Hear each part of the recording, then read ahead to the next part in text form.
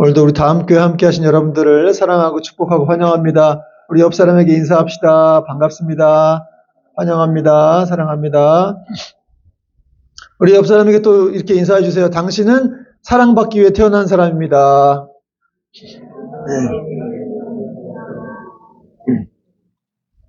네, 그렇죠. 우리는 부모님의 사랑도 받고 있지만 또 하나님의 사랑을 아주 듬뿍 받고 있습니다. 그것을 우리가 확신하고 살아가야 됩니다. 오늘 말씀 제목은 십자가 위에서 완성된 사랑, 십자가 위에서 완성된 사랑이라는 제목으로 말씀 전하겠습니다. 여러분, 예수님은 만왕의 왕이시고 또 세상에서 가장 위대한 왕이셨죠. 맞습니까? 그런데 사람들에게 수치를 당하셨고 또 조롱거리가 되셨어요. 예수님은 사람들의 칭송과 찬양을 받아야 할 분임에도 불구하고 사람들의 멸시를 받고 십자가를 지고 죽으시기까지 하셨습니다.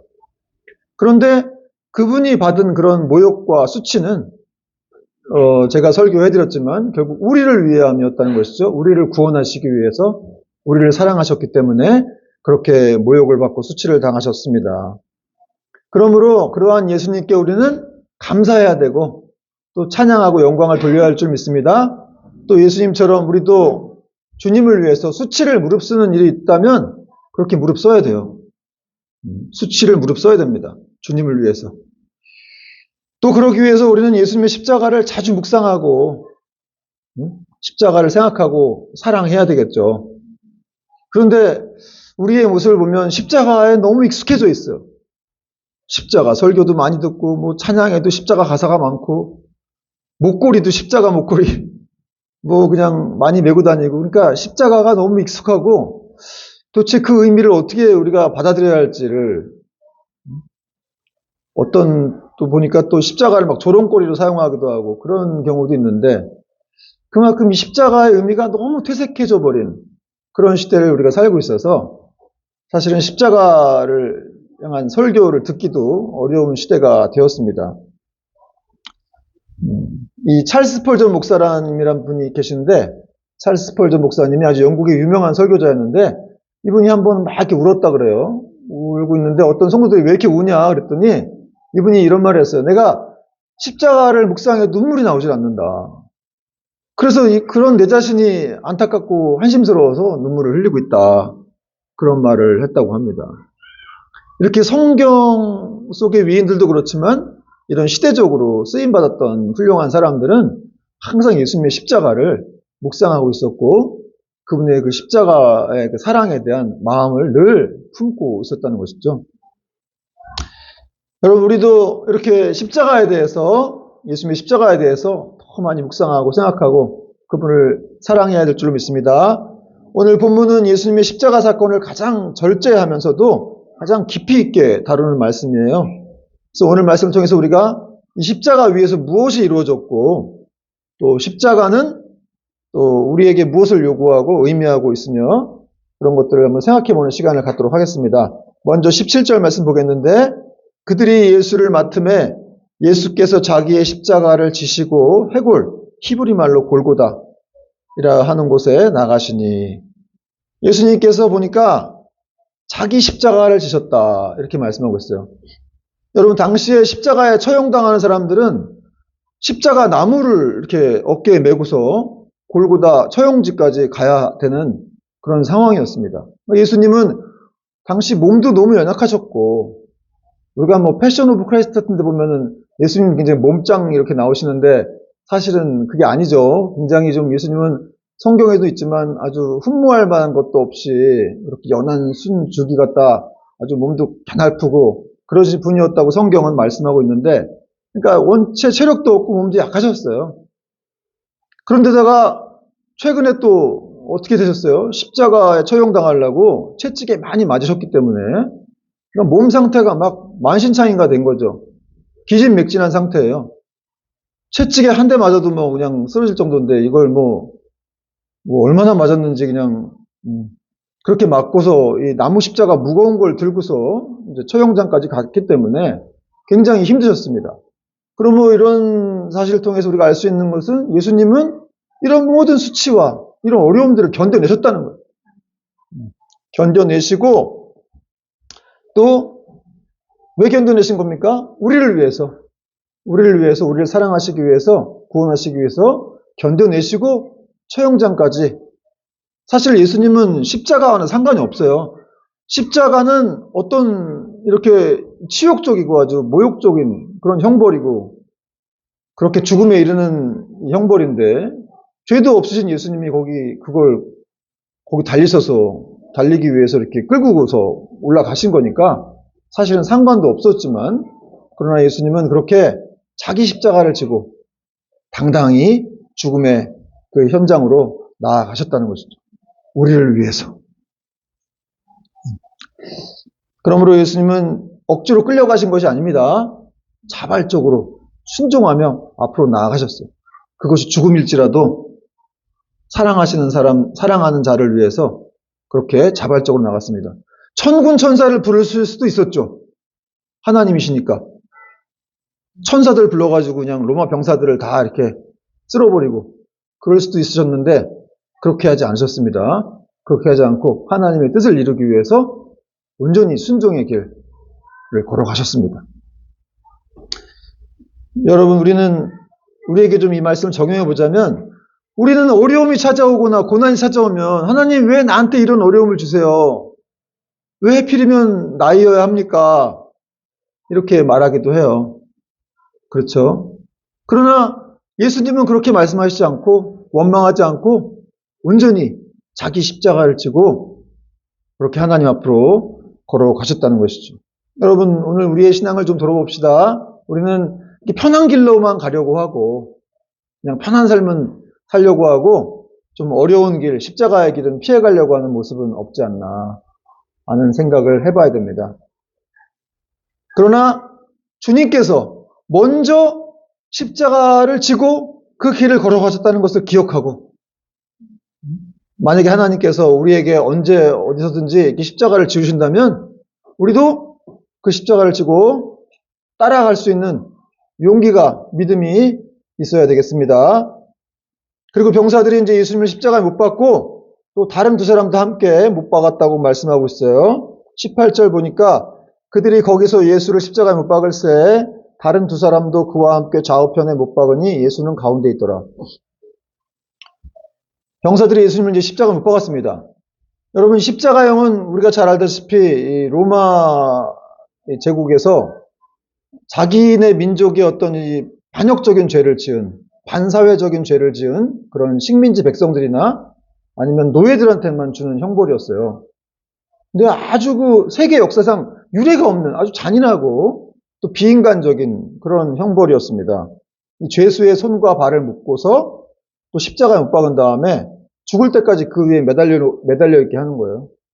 근데 어떤 죄수들은 이제 안 죽어가지고 막 일주일 열흘씩 그렇게 매달려 있기도 하고, 중동의 그 뜨거운 떼약불 속에서 얼마나 고통스럽겠어요. 점점 피는 빠져나가죠. 수분도 증발되고, 또 그러다 보니까 막 호흡곤란이 오고, 또 나중에는 질식이 오는 거죠. 그 심장마비가 오기도 하고, 그러니까 예수님의 사인은 심장마비나 질식이나 쇼크라고 볼 수가 있습니다. 거기다가 사실은 이제 오늘 속옷도 벗겼다고 했는데 다 빨개 벗긴 거예요. 그 상태로 이제 죄수를 십자가에 다른 거죠. 그러니까 이게 얼마나 수치스럽고 모욕적인 그런 현장이냐 이 말이죠. 그런데 오늘 예수님이 십자가에 못 박힐 때 다른 두 사람도 함께 못 박았다고 되어 있는데 그들은 강도였어요. 근데 예수님을 그 강도들 사이에 이렇게 못 박게 두었습니다. 왜 예수님을 가운데 못 박았을까요? 그냥 끝에다 하거나 뭐 저쪽에다 하면 되는데. 네? 어쨌든 이제 가장 극악무도한 죄인으로 몰려고 한 거예요. 가운데에 있는 사람을, 이 양쪽에 강도들을 놓고 가운데에 예수님을 둔 거는 예수님이 그만큼 악독하다. 그래서 사람들로 하여금 이렇게 경멸과 이렇게 조롱의 대상이 되게 하기 위한 그런 처사였다는 거죠. 사랑하는 여러분, 우리가 이쯤에서 정말 신앙의 눈으로 한번 예수님을 바라봤으면 좋겠어요. 이 세상에서 정말 예수님처럼 이렇게 이런 슬프고 정말 서글픈 좀 부조리한 이런 비애를 당하신 그런 사람이 과연 있을까? 누구도 이런 비애를 겪진 않았어요. 그것도 하나님이신데. 그럼에도 불구하고 이렇게 피 흘리시면서 괴로워하시면서 고통스러운 가운데 죽어가셨다는 것이죠. 그것도 양옆에는 강도들을 두고서. 그러니까 하나님은 한마디로 예수님은 그 죄인들 사이에서 아주 극악무도한 강도들 사이에서 그렇게 죽으신 것이죠. 여러분 이런 모습들을 통해서 우리가 내가 달려야 될 그 십자가에 예수님이 달리셨구나 라는 걸 생각하고 우리가 더 그분을 사랑하고 또 그 십자가를 묵상하면서 우리의 어떤 어려움도 이겨내야 될 것입니다. 그런데 사실은 이제 두 강도들 사이에 달린 것도 성경에 보니까 그는 불법자의 동류로 여김을 받았다라는 말씀을 이루기 위함이었다. 그것도 성경 말씀이 얘기하고 있어요. 그러니까 예수님이 아주 극악무도한 사람으로 취급돼서 죽임을 당했다라는 그런 말씀이 있는데 그런 말씀을 이루기 위해서 그렇게 달리셨다는 거예요.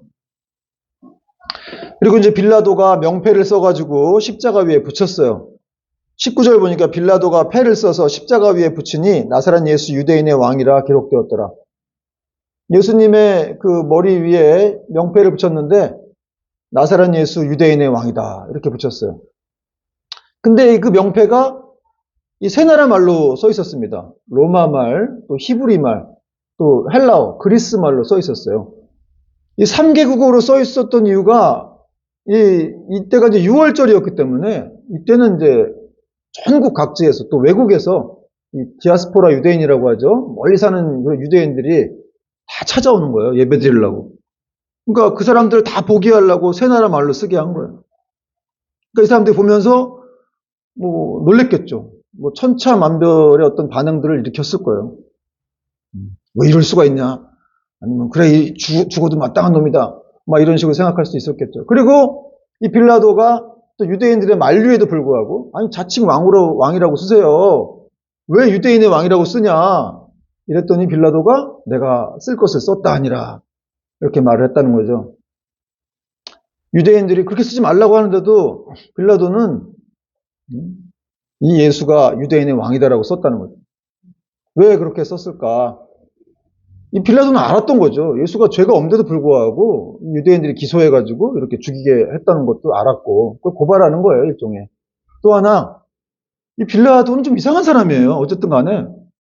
그냥 예수님이 하나님이라는 걸 알고도 십자가에 못 박았는데도 어렴풋이 알았겠죠. 나중에 이렇게 또 유대인의 왕이라고 썼다는 거죠. 뭔가 죄책감 같은 게 있었겠죠. 그러니까 한마디로 얘기해서 성경은 지금 그런 걸 통해서 이 빌라도의 고백을 통해서 예수님이 진짜 왕이다.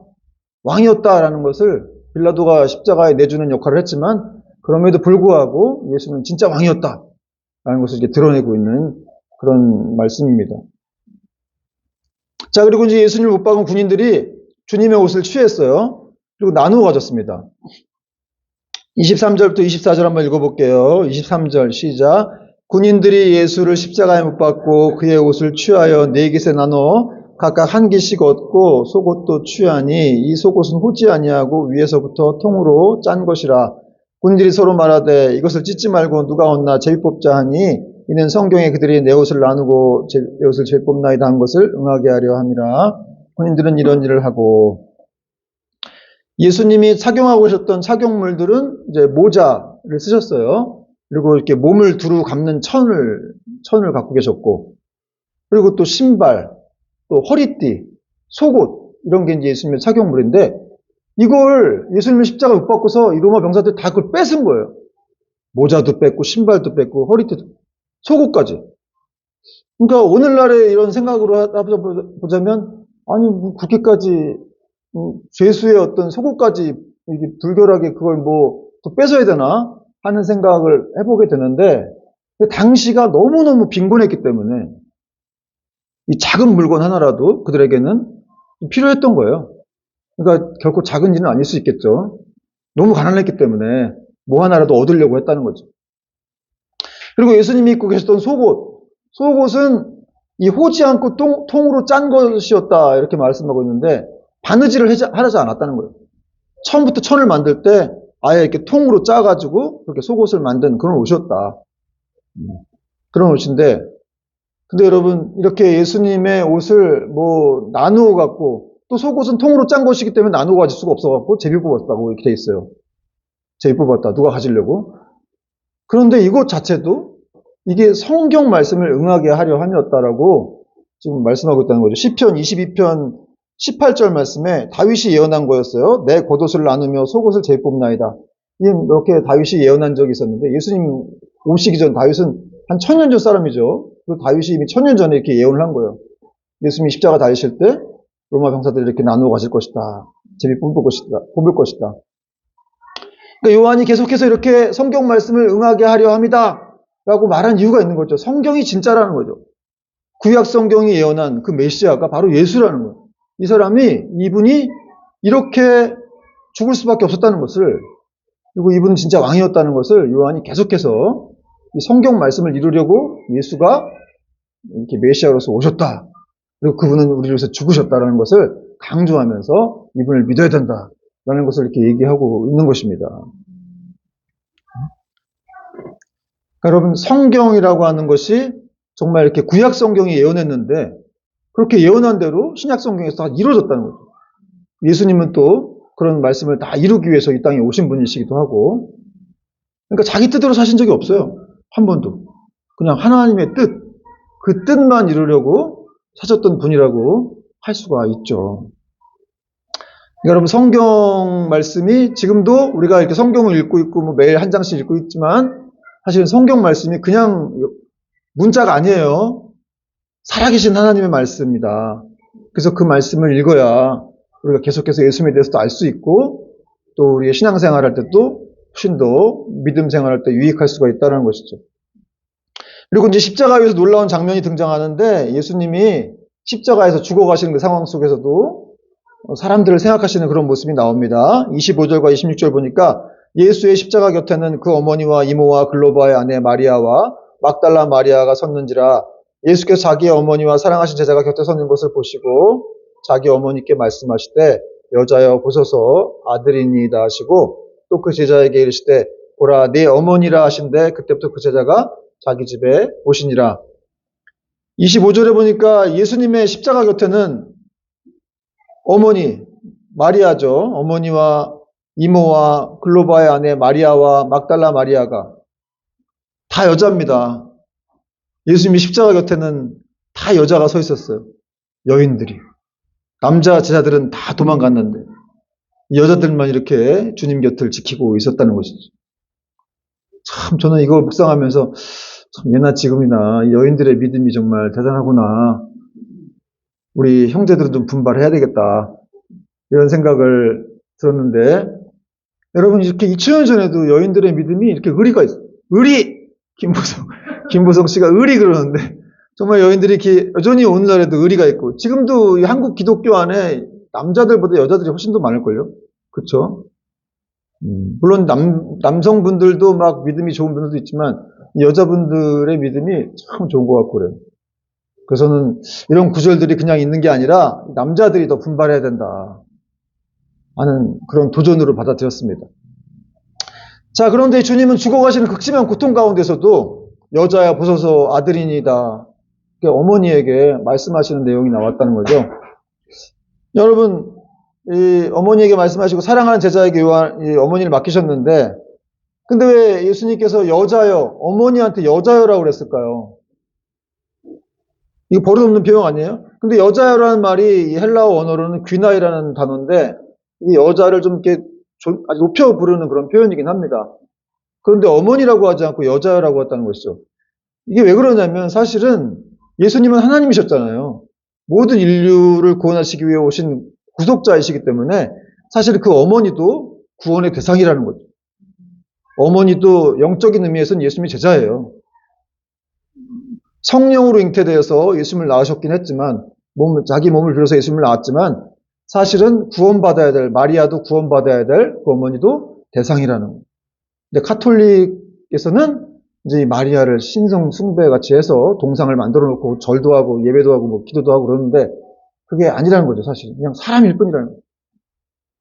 그러니까 여러분, 이 어머니 여자여라고 한 건 그렇게 이제 자기 제자처럼 이렇게 표현하신 것이고, 그러니까 한마디로 십자가 아래에서 이 어머니를 자기 제자인 요한에게 맡기셨는데, 한마디로 십자가 아래에서 이 두 제자를 돌보시는, 그렇게 서로 엮어서 가족이 되게 하시는 그런 예수님의 어떤 배려, 사랑을 볼 수가 있다는 것이죠.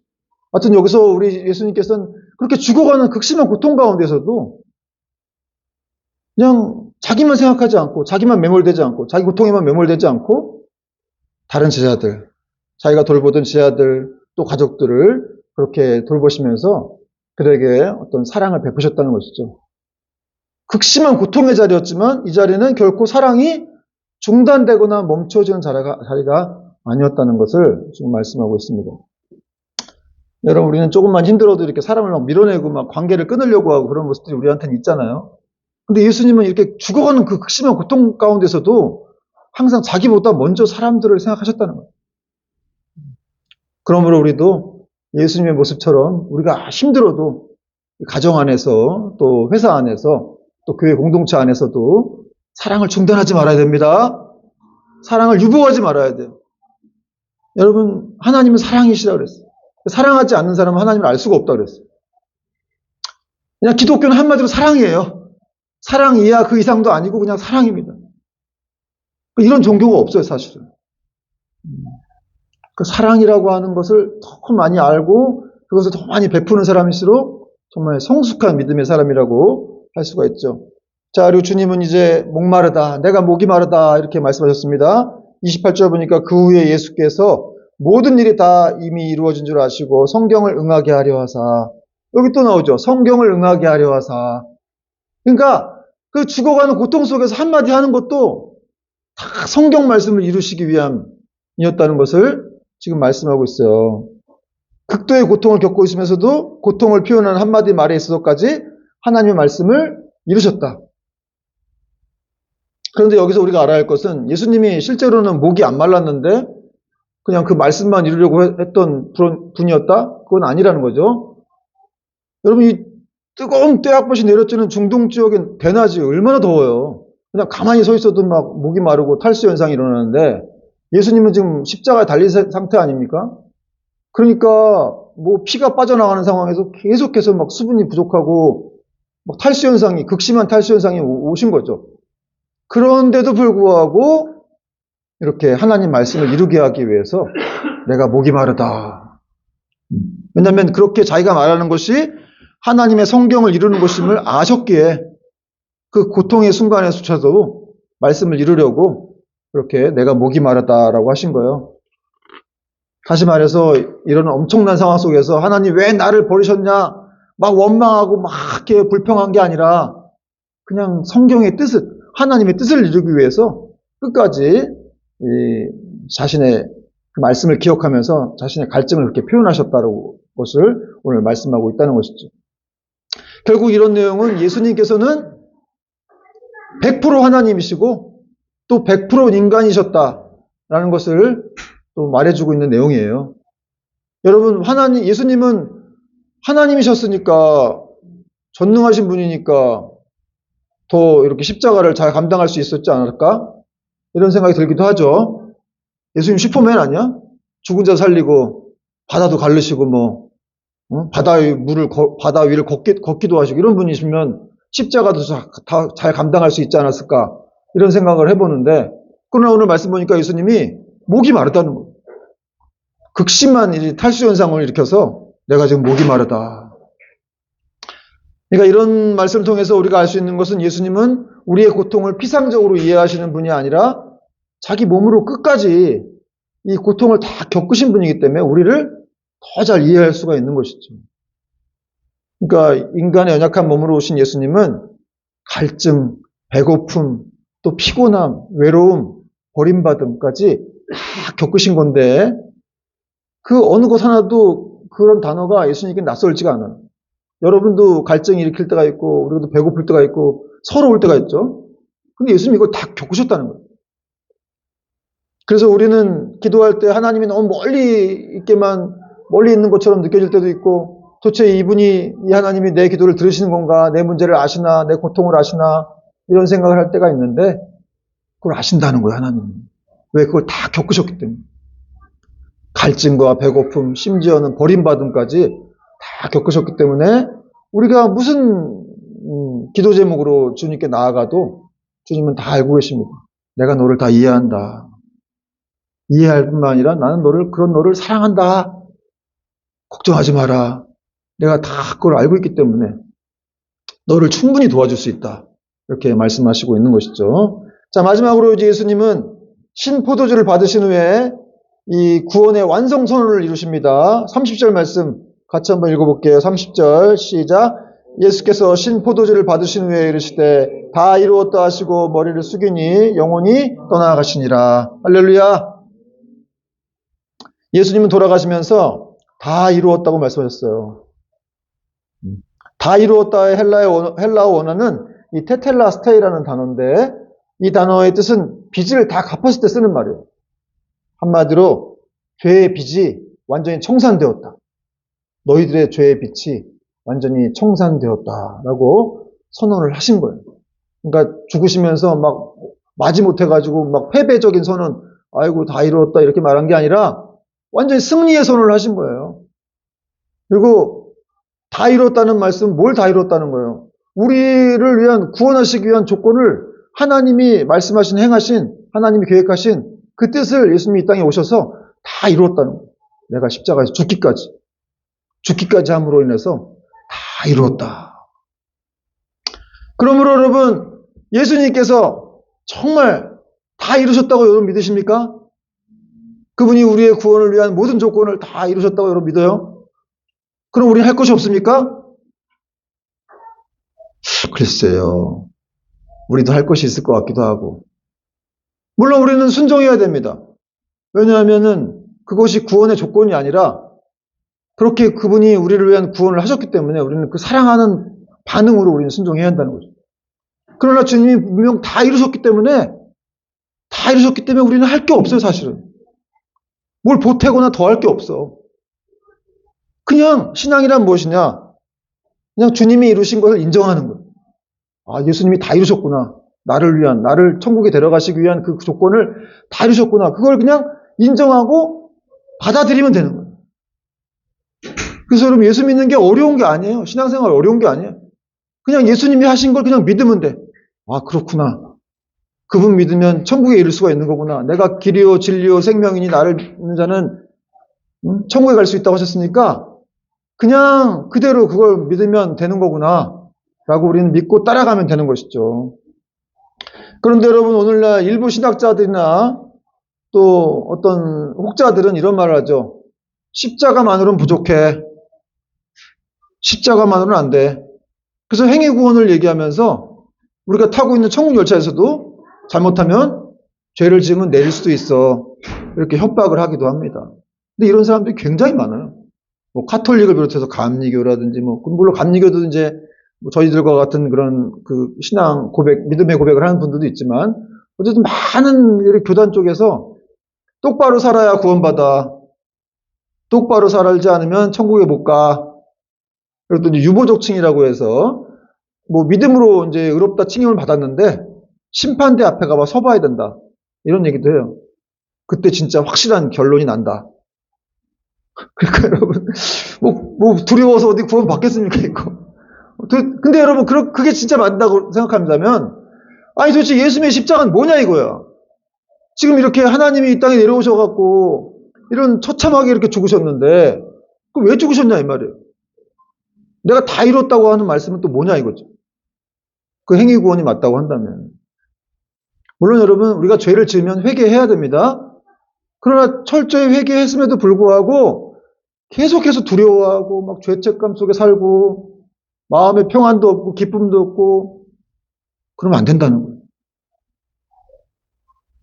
아무리 가난하고 힘이 없고 뭐 누가 날 괴롭히다고 하더라도 이미 복음 안에서 다 이루어졌기 때문에 나는 그 하나님 예수님이란 분을 내가 이 힘이 없고 살아가는 그런 복된 존재가 되었기 때문에 나는 천국을 예약하고 있기 때문에 그런 나를 짓누르는 어떤 슬픔 같은 것들이 나를 이렇게 어떻게 할 수가 없다는 거예요.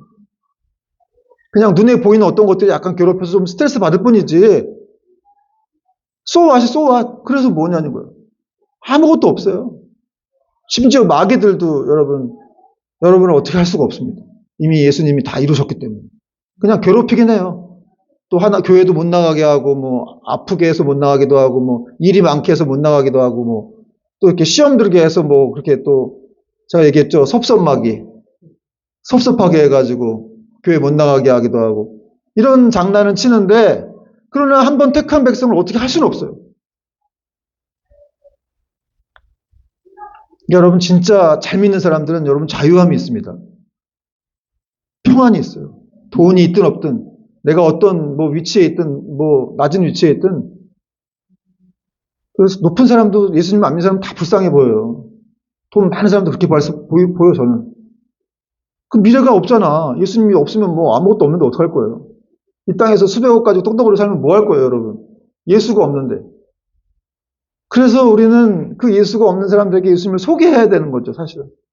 여러분 정말 자랑하고 싶고 막 사랑하고 싶은 거 막 자랑하고 싶지 않나요?